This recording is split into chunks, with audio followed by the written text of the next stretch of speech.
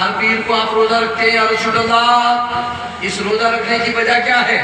اللہ کے رسول نے جواب ارشاد فرمایا فیہ ولدت وفیہ بعثت وفیہ انزل علی، اسی دن میری ولادت ہوئی، اسی دن میری بعثت ہوئی، اور اسی دن مجھ پر قرآن نازل ہوا۔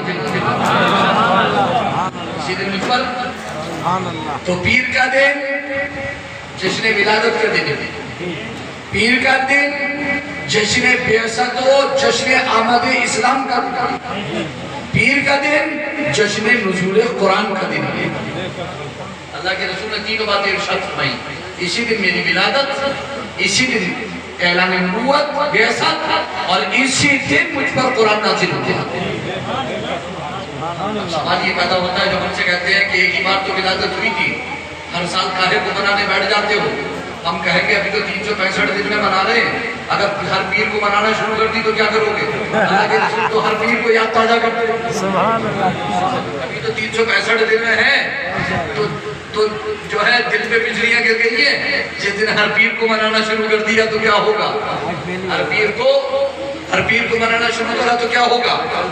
ٹھیک ہے، سیدنا غوث اعظم محبوب سبحانی قطب ربانی سیدنا شیخ عبدالقادر جیلانی بغدادی غوث سمدانی رضی اللہ تعالیٰ عنہ وارضاہ عنا، علماء نے بیان کیا ہے کہ سال میں ایک مرتبہ 11 تاریخ کو نبی اکرم صلی اللہ علیہ وآلہ وصحبہ وسلم کے لیے فاتحہ کا اہتمام کرتے تھے، سال میں ایک بار،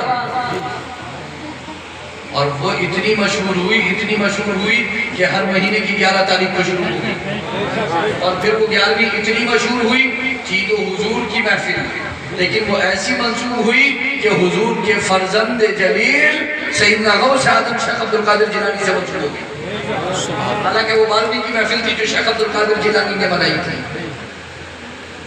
شیخ عبدالقادر جیلانی رضی اللہ تعالیٰ عنہ نے کی تھی۔ ایک غیر مقلد میرے پاس آئے گھر پر اور آ کر کے مجھ سے کہنے لگے کہ شیخ عبدالقادر جیلانی کو مانتے ہو؟ میں نے کہا بالکل بے شک مانتا ہوں، اور ہم نہ مانیں گے تو جائیں گے کہاں؟ نہ دنیا میں نہ آخرت میں کہیں پناہ نہیں ملے گی۔ چین کے مرگے بھی سوتا نہیں مارا تیرا، اے غوث العما قہر، العما قہر، العما قہر، اے غوث وہ تیکھا تیرا، مر کے بھی چین سے سوتا نہیں مارا تیرا، مر کے بھی چین سے سوتا نہیں مارا تیرا۔ مجھ سے کہنے لگے کہ جب آپ مانتے ہو شیخ عبدالقادر جیلانی کو تو وہ رفع یدین کرتے تھے، آپ رفع یدین کیوں نہیں کرتے؟ آپ رفع یدین کیوں نہیں کرتے تھے؟ میں نے کہا پہلا جواب یہ کہ شیخ عبدالقادر جیلانی کے نانا نے منع کر دیا تھا رفع یدین کرنے کے لیے، اور رہے سیدنا شیخ عبدالقادر جیلانی تو مذہب حنبلی میں، مذہب حنبلی میں جو ہے وہ رفع یدین ہے، ہمیں کوئی مسئلہ نہیں ہے۔ تو بولے کہ اگر انہیں مانتے ہو تو رفع یدین کرو، میں نے کہا ٹھیک ہے، میں انہیں مانتا ہوں، میں رفع یدین کر دوں گا، میں ابھی تمہارے سامنے نماز پڑھ لیتا ہوں رفع یدین کے ساتھ، لیکن شیخ عبدالقادر جیلانی 11ویں اور 12ویں بھی تو کرتے تھے، تم کرو گے؟ تم 11ویں اور 12ویں شروع کر دوں، میں رفع یدین شروع کر دوں گا۔ رفع یدین مستحب ہے، رفع یدین کیا ہے؟ مستحب ہے، نہیں کرو گے تو کوئی گناہ نہیں ہے، کر لو گے تو کوئی حرج نہیں ہے، لیکن حنفی مذہب میں رفع یدین نہ کرنا ہی سنت ہے، اور جب میں حنفی مذہب کو فالو کروں گا تو رفع یدین نہیں کروں گا، کیونکہ میرے یہاں چھوڑنا ہی سنت ہے، حنفی مذہب میں اس کو چھوڑنا ہی سنت ہے، اور زیادہ بحث میں ہوگے تو ظاہر سی بات ہے مستحب چھوڑ کر تم نہیں ثابت نہیں کر پاؤ گے۔ تو شیخ عبدالقادر جیلانی نے خالی رفع یدین ہی تھوڑی کرایا میرے بھائی، شیخ عبدالقادر جیلانی نے جو کرا ہے اس سے تو شیطان بھی بہت دور بھاگتا ہے، اس کی ذریت کیسے پاس آ جائے گی؟ اس کی ذریت تو پاس آ نہیں سکتی، ٹھیک ہے، الحمدللہ ثم الحمدللہ۔ تو نبی اکرم صلی اللہ علیہ وآلہ وصحبہ وسلم مکہ مکرمہ میں تشریف لائے، والد کا نام عبداللہ، اور یہ بتا رہا ہے بندگی کو عبداللہ نام بتا رہا ہے بندگی کو. ایمان ابوین کے سلسلے میں گفتگو کرنے والے خالی ابوین کے ناموں پر غور کر لیں.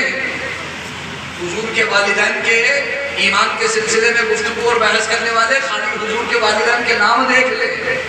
عبداللہ جو بندگی کو بتا رہا ہے، آمینہ امن سے بنا ہے، ایمان بھی امن سے بنا ہے، اور ان کی گود میں تشریف لانے والے اس پوری دنیا میں امن کا پیغام دینے والے ہیں.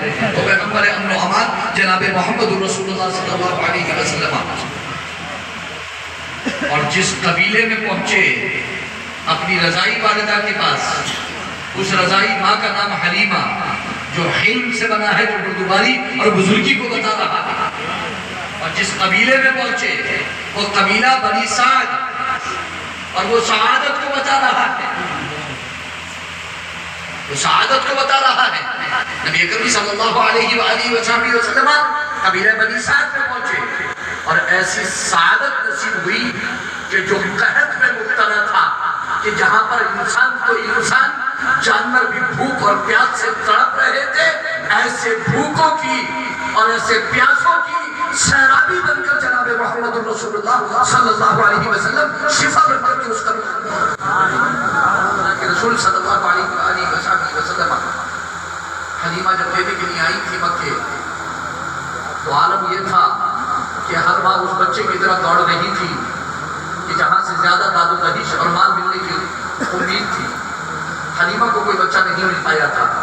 آخر میں ایک بچہ ملا جس کے والد کا سایہ سر سے اٹھ چکا ہے، اور وہ ہے جناب محمد رسول اللہ صلی اللہ علیہ وسلم. حلیمہ نے اپنے شوہر سے کہا کہ بچے کے والد تو موجود نہیں ہیں، مگر خالی حجانہ بھی مناسب نہیں ہے، انہی کو لے لیتے ہیں. شوہر نے کہا بہت اچھی بات ہے، لے لو حلیمہ، تم اپنے لیے لے لو. حلیمہ نے لے لیا. جب واپس چلی تو وہی خیمہ جس میں اندھیرا تھا روشنی ہو گئی، وہی سواری جو چل نہیں پا رہی تھی تیز رفتار دوڑنے لگی. حلیمہ کی وہی بستی جو قحط سالی کا شکار تھی، قحط زدہ تھی، وہ ہری بھری ہو گئی. حلیمہ کے وہی کھیت جو سوکھے پڑے تھے سب تو شاداب ہو گئے. حلیمہ